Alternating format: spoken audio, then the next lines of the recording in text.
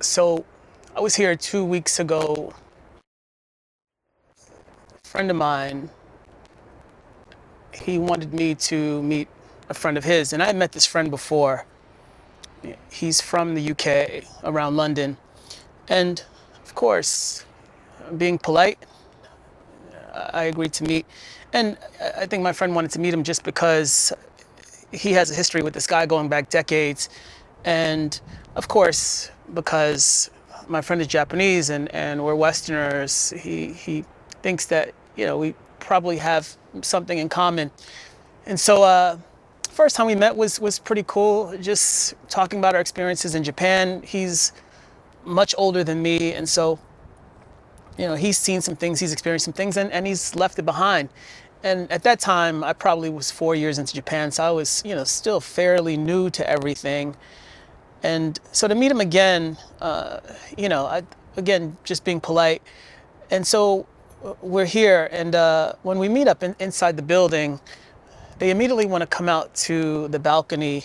And I think my friend wanted to show Peter, Peter's the visitor, just how much this area has changed, and also our new space, because we both work here. And I didn't want to be out here. It's like, okay, check it out. But when we got out here, it was just like this, the same weather, same time of day roughly. And just kind of hit me. I wasn't even paying attention to my friend trying to show Peter this new area. It was just sort of like, this is a good moment. Like, it's real cool. And I wasn't even listening to what they were saying, or the different things that were happening. I was like, hey, like, this is real cool, just in the moment. And Peter wanted to take a picture of the landscape behind me. And why it's relevant is because my friend actually has been documenting Osaka before all of these changes. And so Peter is familiar with Osaka before what we know it to be now, and ultimately what it will become. And yeah, I just thought, it would be real cool if we took a picture together, but we didn't. And I wasn't that I was reluctant to ask for a photo. I think it was just sort of taking in the moment. And then as we were about to go back in, I thought one last time, hey, we should take a photo, but it wasn't to be. But we sat together for a while after that, and Peter and I started talking about the world. And my friend Waku was plugging away on his computer trying to show us some artifacts from Osaka, its history. And it was a real cool conversation. And then we sort of moved and sort of sat at a table and continued the conversation. And then even just some things that were of interest to us. And just really kind of listening to what he had to say. Not that I could really relate, on a deep level, but yeah, just really hearing him out and appreciating the fact that he was there in the moment. And the energy was just really peaceful, and everything just felt right. And I had my buddies with me, and I had the babies behind me. And I think we all felt it in that moment. And it's really sort of this feeling of gratitude, even coming into the new year, conversations that I've had with friends, what we're looking forward to, and even just remembering a visit to see my family stateside. And one of the things I remember was hanging a Christmas ornament with my aunt, and it looked really cheesy. Actually, my uncle said it was cheesy, but I brought them ornaments from Japan, Christmas ornaments, and the reason being was that they were cheap ornaments, nothing special, but just to leave something with them that every holiday season they had some memory of me, some connection to me. And I have the same Christmas ornaments here, so whenever we hang those Christmas ornaments, we have some sort of bridge to each other. And then my cousin, he's a big fan of Disney, and I'm not such a big fan. And met him for a day out at Disney, and he showed me some things, and some of the things were amazing, like just beyond my wildest imagination, because I'm not into Disney like that. Don't know any of the sort of latest happenings there. And he told me, he was like, "You're gonna have one of the best days ever." And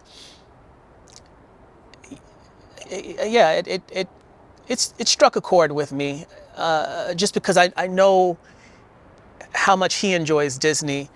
And so it didn't sort of, at the same time, I didn't feel the weight of it, but it turned out to be, yeah, one of my greatest days. And just to be with him, because I don't get to see my family often. Yeah, it's just a deeper level of appreciation and interaction. And not because I don't get to see my family often because I live in Japan, but just what it meant to him, and how that really sort of carried over to our time together, and even seeing Disney through his lens, and I got it, like I could see what it was, like very clearly, like the magic, and if not the Disney magic, the magic for him. I thought that was real cool. And what it's about is not missing the moment. And the reason I say that is because when people travel, or whenever there's a unique experience, I tell people, don't miss the moment. And I don't think people really get it. They, just sort of, I guess sort of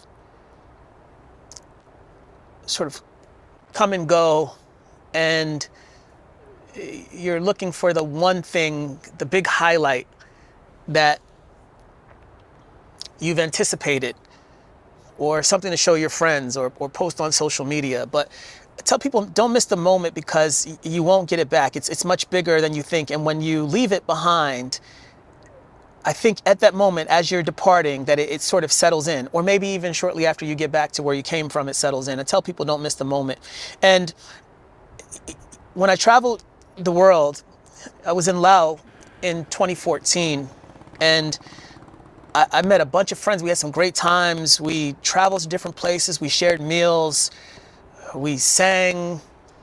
We went on adventures. And because we're world travelers, ultimately we have to be on our way.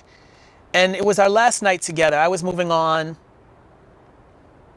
and we went to a restaurant, and the restaurant manager happened to be American, and his demeanor, the way he interacted with me, ultimately it set me off. And it set me off so badly that I left the restaurant, stormed out, and I left my friends behind. And yeah, I knew it almost immediately, like that was it. That was the last opportunity, and I blew it. I never saw those guys again. And yeah, I wasn't in the moment. If I just stayed in the moment, could have just shared one last meal. The restaurant manager didn't matter in the grand scheme of things. And that's really taught me the value of these moments, the ones that I just described, the value of moments with people every day. Even going back to my cousin when he said, this is going to be one of your best days.